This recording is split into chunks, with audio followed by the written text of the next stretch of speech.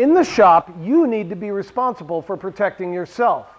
Safety glasses and hearing protection should be worn at all times. Eyeglasses are not safety glasses. Goggles or full-face shields work over your eyeglasses. Long sleeves, long hair, dangling clothes, or jewelry need to be removed or safely secured when working. Refer to equipment manuals to understand the features and use of the equipment, but never use any equipment without your instructor's prior approval. Listen to and follow all directions from your instructor, even when they conflict with what you see here. The instructor is there to guide you and keep you safe.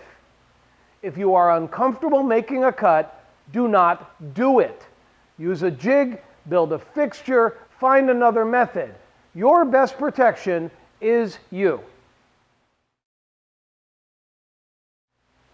In this video, we're going to look at gluing up. Now, I'm not referring to assembly, but rather gluing stock together to make larger or different pieces. So, for example, we can glue several smaller pieces together to create a panel. Or we can glue smaller pieces together to form a block for a leg or for a turning blank or something of that nature.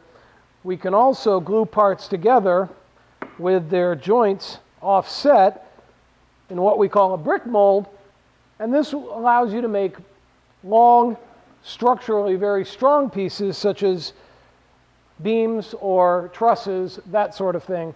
We'll also look at laminating together thin strips of stock to form bent wood pieces.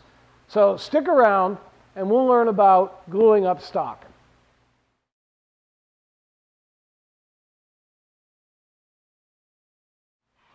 Now in this case, I need a large block that I can turn on the lathe into a rolling pin. So I need to create a much larger block from smaller sticks.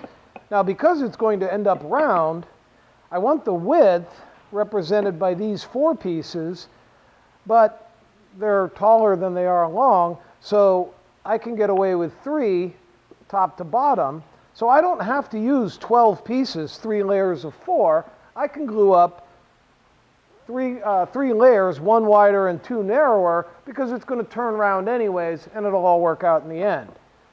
But in order to make this successful, I need to glue this up as 3 separate blocks, clamping them side to side, and then once those are dry, I can clean up the faces and recreate the block by gluing them up top to bottom as seen here.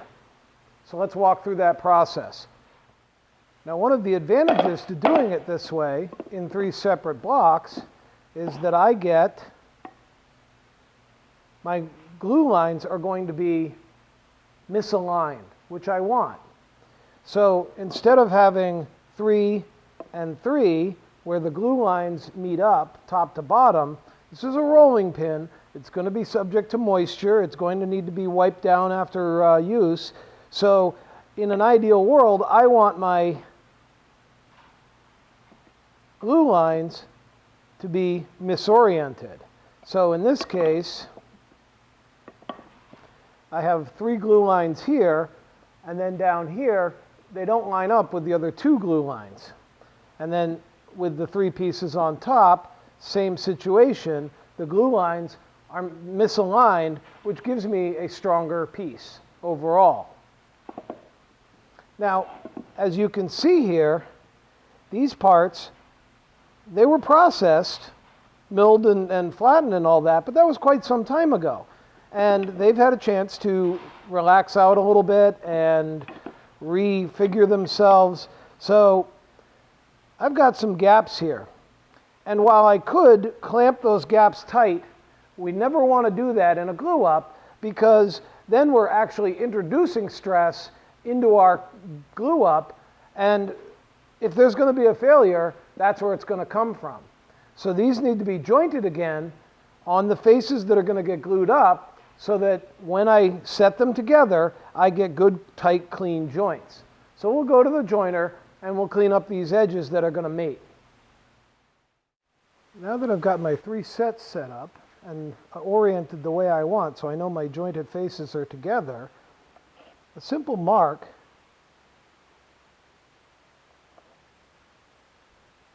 and I just use a triangle across the faces to be glued together. So now when I glue these back together, I can't misorient them because the marks won't line up. So I know after I apply glue, there's no chance of misaligning. Now the other thing to point out here is that I could just use a couple of clamps and clamp all of these together without putting glue in between the different sections. But in order to do that, I would also have to joint these mating edges here, because otherwise I'm not going to get the clamping pressure that I want. I don't really, since I'm going to turn this whole thing round, I don't really care what the outside edges look like. It's going to get wasted away. So in this case, I could either joint these faces that are going to line up and clamp them all as a group, or I can clamp them as 3 separate units. And that's what I think I'll do here, just to save a little bit of time and a little bit of stock on the processing. Now these are narrow, relatively narrow, small blocks. This isn't a huge clamping job. And I probably don't need the level of clamping that these parallel jaws clamps give me. A typical F-style clamp would be more than sufficient. Plenty of room to get them in, and you don't need a lot of depth of throat. So I could use almost any clamps to do this up. I happen to like these because they kind of self-stand and they make it easier, almost like a little platform here for me to work on. So I'm going to apply glue to the three mating faces, and it's important to apply enough glue so that you cover the whole space that's being glued, the whole surface, the entire face. But all you want is, after applying the clamp pressure, just a little bit of squeeze out right around the edges. We don't need a lot of clamping force here because we've already mated these faces so that they clamp together pretty much with zero pressure. They're touching all the way down.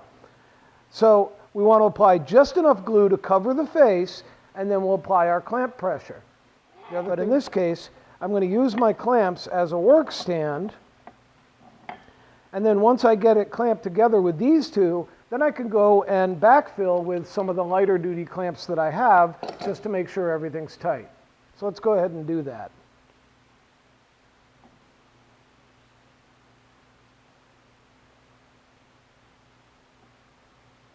There's a couple of different ways that we can spread this glue around. There are all sorts of aftermarket glue bottles that you can buy that have rollers on them or brushes built in, all kinds of things. I happen to like these silicone glue brushes because once the glue dries, you can just kind of peel it off and they're reusable. So I can use the brush and actually just brush this out until I get the coverage I'm looking for. And of course the brush has to absorb some of the glue, so on the first one I might need to reapply a little bit of glue.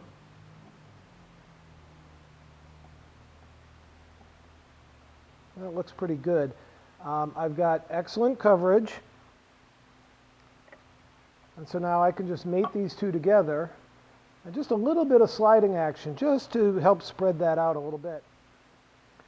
I tend to like the glue brush because this way I actually can see the coverage that I'm getting before I slip my pieces together. If the glue doesn't spread out any from what I'm seeing here, I still know I'll get a clean joint that has glue all the way through it because I can see that that's what I've done. Squeezing out not only makes a mess, but it has to be cleaned up afterwards, and it's just a waste of glue. It doesn't get you any better joint. And the other thing, you'll hear some people talk about starving a joint of glue by applying too much or too much clamp pressure. We don't need to apply a lot of clamp pressure because, once again, we have created a situation where the clamping pressure is pretty well, or the clamping faces are pretty well matched already. So we don't need to apply a ton of pressure, but I have yet in 30 years to see an actual glue joint that got starved of glue. So now I've got my two pieces basically clamped, and now I can come back in and add some of these F-body clamps just to make sure that I get all of the pieces clamped top to bottom. And if they were a little taller, I could stagger some to the bottom, some to the top. But what I'm looking for is the type of squeeze out that I'm seeing here. Just a little bit of glue escaping here and there in the lines. Ideally, I want to see a nice even row of glue. And if we look at the bottom side, we can see this is the joint that I had to add a little bit of extra glue to because I was doing the demonstration. It's probably got a little bit too much. These look to be just about perfect. So I can set this aside and do the next piece.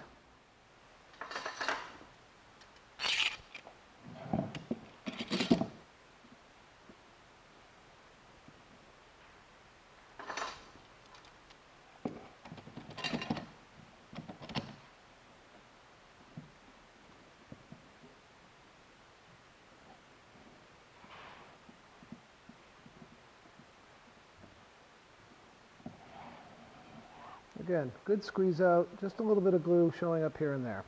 I don't generally try to wipe it off because that's just going to leave a mess all over my pieces. I will wait until it dries and then scrape them off.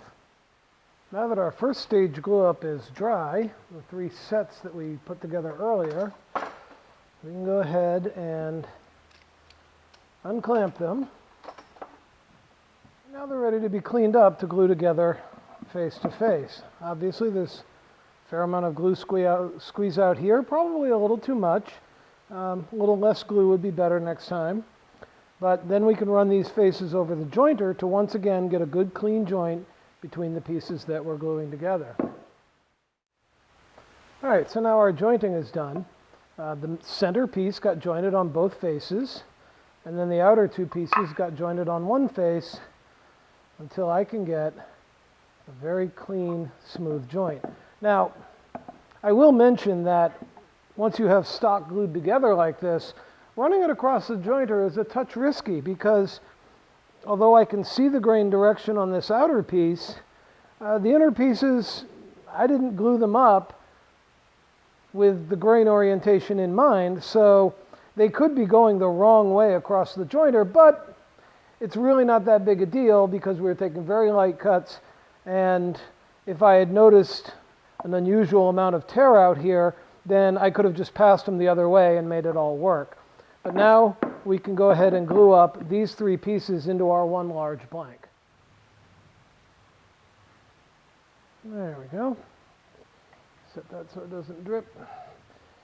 Now the tricky part becomes holding these parts where I want them relative to each other until I can get all the clamps on. And that's what I like these squeeze clamps for. Basically, you can use them one-handed and get them snugged up the way you want, one-handed. So that allows me to hold my parts in their relative positions while I get these clamps on. And you do want your clamps to be fairly straight. No matter the type of clamp, if you put it on at an angle, then as it tightens, it's going to want to skew your pieces. So it's important to watch what you're doing as you're applying the clamps to make sure that they are, in fact, as straight as possible so you get a good glue up without skewing your parts. The glue acts like a lubricant between your parts and will almost allow them to slide or even assist in the slide. All right, so I've got some basic clamping on there right now, and so now we can go ahead and apply back to our stock F-body type clamps.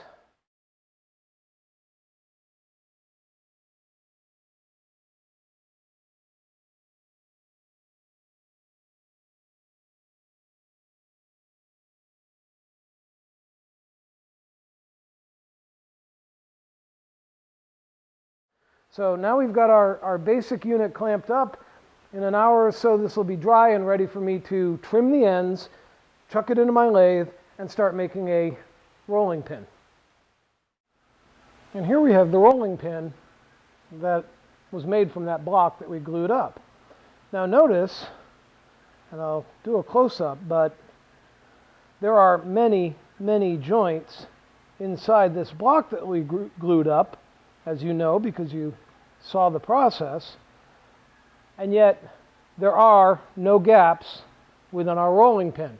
Even though we had buried joints that we then exposed by turning, none of those joints have any gaps in them. They're all solid end to end throughout the piece. This is only possible when we prep the stock properly as we glue it up. Now the next type of glue up we're going to look at is called a brick mold. If I want to glue up parts together to form a longer piece, I can't do an end joint glue up. When I glue edge grain together to form a larger panel like we've already seen, with modern glues, this joint between the two pieces of wood will often be as strong, if not stronger, than the wood itself. The problem is that with an end joint, a butt joint like this, you're gluing the end grain together. It's tip to tip along the structure of the wood. There's almost no glue surface to talk about. And so even if we glued this up, it would snap apart very easily. So if I want to stack up a series of parts to make up a long piece, let's say a handrail or a banister or maybe a beam to go over a doorway or something of that nature, something that has to be strong but also look nice, I can glue these up, but this is going to have no structure. So the brick mold, just like the bricks on a house, spans the joints by adding another piece of wood that covers and supports the joint either underneath or on top of it. And so we can do a brick mold as many layers as we need to. Now the next layer, I could just lay this right on top, but again, I want to avoid having joints that are lined up. So I'm going to split the difference between this joint and lay that piece there, do the same here, and then again over here. So now I can build this up as long as I need to. I've made handrails for staircases and whatnot in a brick mold pattern like this, 16, 20 feet long, without having to go out and source 16 or 20 foot pieces of wood. I can make it up out of much shorter pieces. It doesn't have to be this small. I just cut these so that it would all fit in the video frame. But these could be 5 feet long, 4 feet long, 6 feet long. They can be random lengths. It doesn't matter as long as I make sure that I stagger my glue joints as I put all this together. It's a much more economical way to make a long, straight piece than to try and find or source a long, straight piece of solid wood. And if it's jointed and faced and prepped properly, it can actually be stronger than a single block of solid wood. Gluing up a brick mold is pretty straightforward, but there are a few details to pay attention to. To begin with, the surface that you're building on must be flat. If it's not, neither will your brick mold be. Notice that I am applying glue to the ends of the pieces as well as the faces as I glue them together. Finally, clamp placement is very important. The layer of liquid glue between the pieces will act as a lubricant, allowing the pieces to slide easily against one another. Ensuring that the clamps are perpendicular to the parts as you clamp them will help keep any movement to a minimum. Watch your joints carefully and make sure that if there is any movement, you go back and reset before the glue has a chance to set up. Now this brick mold technique is also highly useful for cutting arcs and circles. You can cut an arc out of a single large piece of wood, but then the grain direction on the ends of your arc are going to tend to be across the part, which makes it less strong. By doing a brick mold and making up your arcs out of segments of straight wood with angles cut at the ends, as we have here, the grain direction is going to follow the arc more closely. And you can see that here. The grain direction is following each of these pieces around the arc so that it becomes much stronger. We've also staggered our joints, same as before. It's the same technique, but we're doing it in an arc. I need to make these pieces wide enough so that my arc will fit inside all of the overlaps. But it's not hard to figure all that out ahead of time and be able to cut the parts you need to create an arch that is strong, economical because we're using up less wood, and can be made out of whatever materials you need for your project. And if you match the grains closely enough, it's really quite a beautiful effect. It's very common in doors and window structures. This is an ancient technique and very common, very well proven over the centuries. Of course, one of the challenges of doing a brick mold, how do you hold this joint together while you're clamping everything this way? There's no good way, obvious way, to clamp these two pieces together so that they don't move or separate while I'm doing the rest of my glue up. I took some of the wedge blocks that I cut off of the angles when I was creating my segments, and I glued them back onto the outside. And now this gives me flat or relatively flat faces where I can clamp up my part to hold it together. As you may have noticed, gluing up arched brick molds for me is a little bit of a different process than gluing up straight ones. The butt joints are more difficult to see and keep control of, so I like to glue up the layers individually first, then joint the faces to be glued up flat, and then glue the layers together. It's a bit more work, but I find that I get better results this way. Now it's just a matter of applying glue and adding enough clamps to ensure that the pieces are well bonded. Notice too that unlike the straight brick mold, I'm not clamping it to my bench or work surface. It would be good to help ensure that it's flat, but I really don't have the opportunity because clamping the curve to a large flat panel would require much greater throat depth than I have available.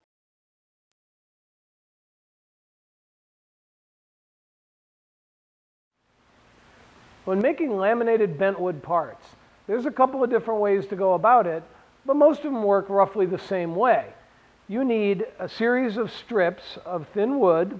This is probably about a 1/16, maybe 3/32. They have to be thin enough so that each one individually can bend easily to fit inside your form, but when you apply glue and glue them all up together, they become one thicker, more solid piece after the glue dries. Now, more layers of thinner sticks are better than fewer layers of thicker sticks. They bend more readily, and you're always, whenever you bend something, you're going to get a little bit of a spring back when you release it from whatever the form is that you're bending it around. So more lines of lamination, more thinner pieces bonded up into a single part has less spring back, but you always want to accommodate that spring back a little bit. It's an art form, and it's something that you can do pretty easily, but to learn to do it well takes a fair amount of practice. So I'm just going to show you the basics right now. So here I've got 1, 2, 3, 4, 5, 6, 7 pieces, 7 layers, and together, once stacked up, they're about a 1/2 inch thick. That's what I want my final bent piece to be in thickness. You need enough sticks or layers to stack together to get your final thickness. Because once this is glued up into a curve, we can joint and cut these outer faces to make it the width we want, but changing the thickness is very, very difficult, if not impossible. So you'll need enough sticks or enough layers put together to create the thickness that you want for your bent piece. Now, as far as how to bend them, there's 2 ways to do it. One is with a 2-part form, where you have 2 pieces that are cut to the same curvature, minus the gap in the middle, which is the thickness of your material here, so that it gets squeezed one in between the other. And it takes a little more work because you need 2 forms. They have to be properly shaped to one another and all of that. But it's the easiest way to work because you can get all sorts of clamping pressure between these 2 pieces, and you're squeezing both sides toward the middle. But it takes a little bit more setup to do that. The other way is to have a more simple jig like this. It's the curve that I want to bend my part to, plus a little extra. It's a little bit overbent, for what I want my part to end up, but then I've drilled holes for my clamps to clamp into. And I'll show you this one in a few minutes. I'm not going to actually add glue here because I want to be able to show you both methods. So here I've got my two parts of the form. I've got a line drawn between at the center. Before I cut them, I drew this line so that I know I don't necessarily want this to go in either direction. I want these two to line up together. And then, of course, in reality, they should be about a ½ inch apart once the glue up is done. So I take my sticks, my layers. I'm going to apply glue in between each pair, obviously not on the outside, but just in case, I also did put some tape across the faces of my form so that any glue that squeezes out doesn't interfere or stick to the mold. So then I'm going to place these inside the mold and start bringing them together. Now the easiest way to do this, I've found, is to use a spring clamp.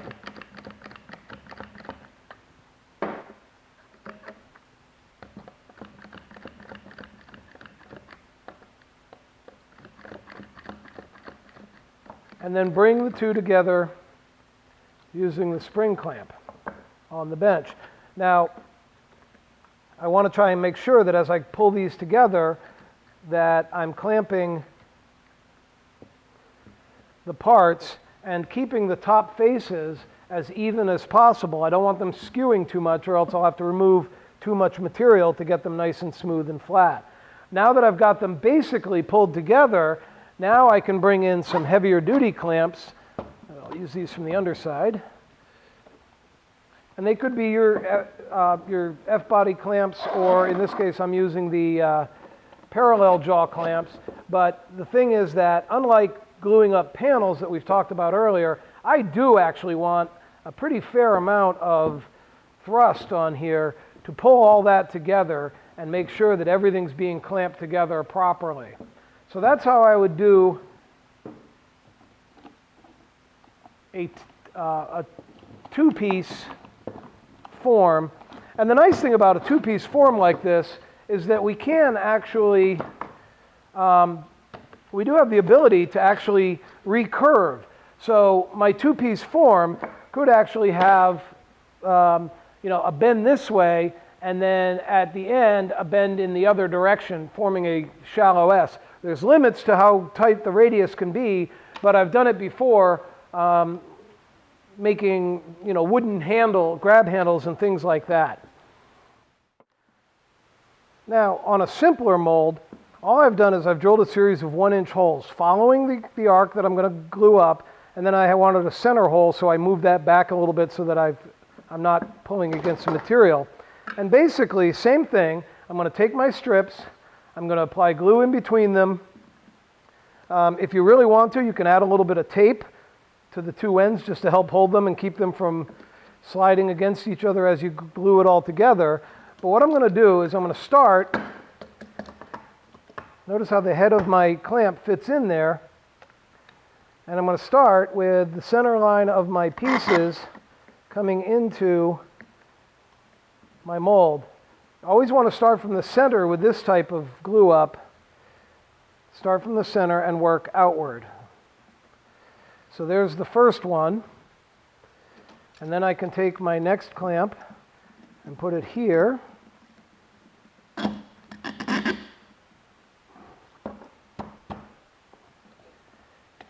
And bring that down. And then I usually find that if I work from the center outward on both sides equally, I tend to get better results. And you want to make sure that everything stays aligned as you clamp up.